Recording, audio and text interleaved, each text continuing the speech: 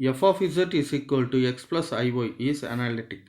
Given that u is equal to log of x square plus y square, find f of z and hence find v அப்படின்னு சொல்லி கொடுத்துருக்காங்க. So இதில் வந்து u கொடுத்துருக்காங்க, f of z கேட்குறாங்க, அதே போல் vயும் வந்து கேட்குறாங்க.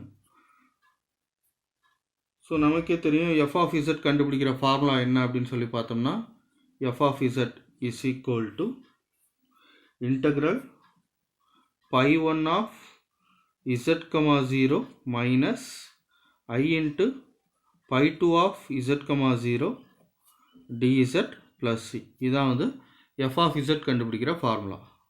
இதில் வந்து pi 1 of z comma 0 என்ன அப்படின்னு சொல்லி பார்த்தோம்னா u of x where x is equal to z, y is equal to 0.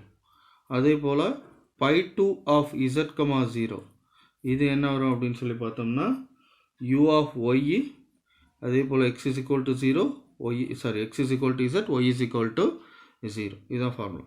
So இந்த சம்மை சால்வ் பண்ணுறதுக்கு முன்னாடி இன்னொன்று ஃபார்முலா நீங்கள் தெரிஞ்சுக்கணும். அது என்ன அப்படின்னா, அதாவது காம்ப்ளெக்ஸ் நம்பருக்கு லாக் எடுத்தோம் அப்படின்னா என்ன வரும் அப்படின்னு சொல்லி பாருங்கள். Log of x plus i y is equal to log root of x square plus y square plus i tan inverse of y by x அப்படிங்கிறது இதோட ஃபார்முலா. இந்த ஃபார்முலாவை நீங்கள் தெரிஞ்சுக்கணும். ஸோ இப்போ நம்ம u கொடுத்துருக்காங்க இல்லையா, இதை வச்சு நம்ம ux கண்டுபிடிப்போம். அதாவது யூவை வந்து வித் ரெஸ்பெக்ட் டு எக்ஸுக்கு நம்ம டிஃப்ரென்ஷியேட் பண்ணுவோம், பார்ஷியல் டிஃப்ரென்ஷியேஷன். அப்போ y வந்து கான்ஸ்டண்ட்டாக இருக்கும். ஸோ நான் u இங்கே எழுதிக்கிறேன். u is equal to log of x square plus y square அப்படின்னு சொல்லிட்டு இருக்குது. உங்களுக்கே தெரியும். இப்போ உதாரணத்துக்கு லாக் எக்ஸ் இருக்குன்னு வச்சுங்க, இதை டிஃப்ரென்ஷியேட் பண்ணால் 1/x அப்படின்னு சொல்லிட்டு வரும்.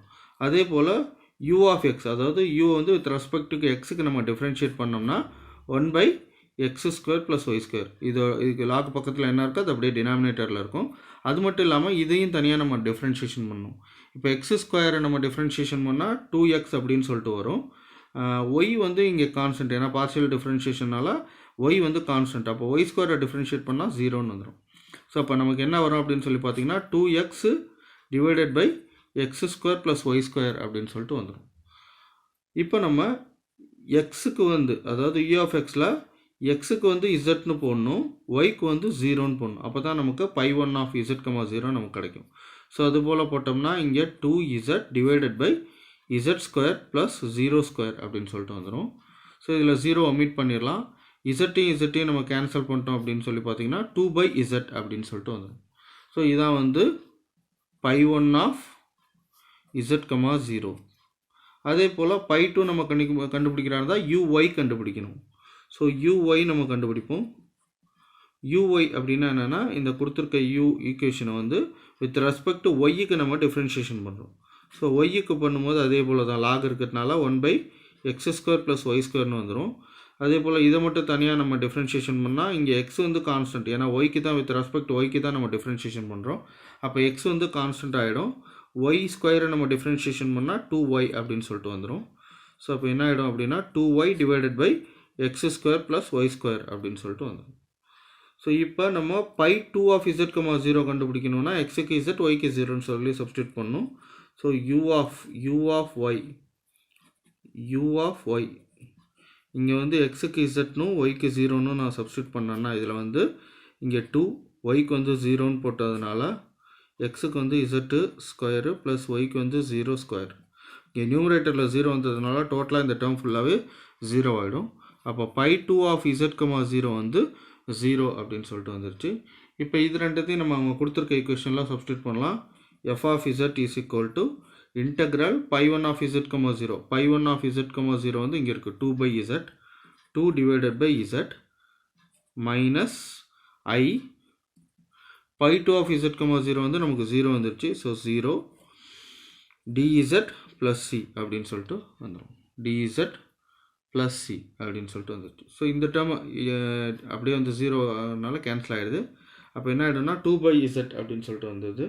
ஸோ 2/z, இசட்டை வந்து அதாவது 1/z நம்ம இன்டெகிரேட் பண்ணோம்னா என்ன வரும்னா 1/z இன்டெகிரேட் பண்ணோம்னா log z அப்படின்னு சொல்லிட்டு வந்துடும். ஸோ அப்போ 2 வந்து கான்ஸ்டன்ட், அதை வெளியே எடுத்துடலாம். 2 கான்ஸ்டன்ட் வெளியே எடுத்துட்டேன். log z 1/zன்னு இருக்கும், அது வந்து log z அப்படின்னு சொல்லிட்டு வந்துடும், ப்ளஸ் c அப்படின்னு சொல்லிட்டு வந்துடும்.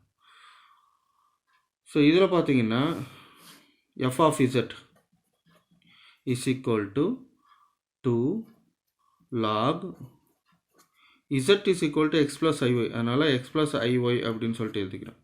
plus c அப்படின்னு சொல்லிட்டு வந்தோம். அப்போ f of z is equal to 2. இங்கே வந்து log x plus iy எப்படி எழுதலாம் அப்படின்னு சொல்லிட்டு நம்ம ஃபார்முலா கொடுத்துருக்க முன்னாடியே. ஸோ அதன் பிரகாரம் நான் எழுதிக்கிறேன். log of root of x square plus y square plus tan inverse of i இங்கே வரும். tan inverse of y by x அப்படின்னு சொல்லிட்டு வந்துடும் ப்ளஸ் c. ஸோ இதில் வந்து 2 உள்ளார கொண்டு போயிட்டோம் அப்படின்னா f of z is equal to 2 log root of x square plus y square plus i 2 tan inverse of y by x அப்படின்னு சொல்லிட்டு வந்துடும். ஸோ இந்த 2 வந்து இங்கே இதோடையும் மல்டிப்ளை ஆகும், இதோடையும் மல்டிப்ளை ஆகும். அதனால் இங்கே வந்துடுச்சு. ஸோ இப்போ இதில் வந்து அதாவது ரியல் பார்ட் வந்து இது, இமேஜினரி பார்ட் வந்து இது. ஏன்னா இதில் தான் ஐ இருக்குது. ஸோ வியை வந்து நம்ம இமேஜினரி பார்ட் அப்படின்னு சொல்லிட்டு சொல்லுவோம். Therefore v is equal to 2 tan inverse of y by x அப்படின்னு சொல்லிட்டு வந்து. ஸோ அவங்க ரெண்டு இது கேட்குறாங்க. ஒன்று வந்து f of z கேட்குறாங்க, vயும் கேட்குறாங்க. ஸோ f of z வந்து இதான் வந்து f of z, v வந்து இங்கே இருக்குது. இதான் வந்து v.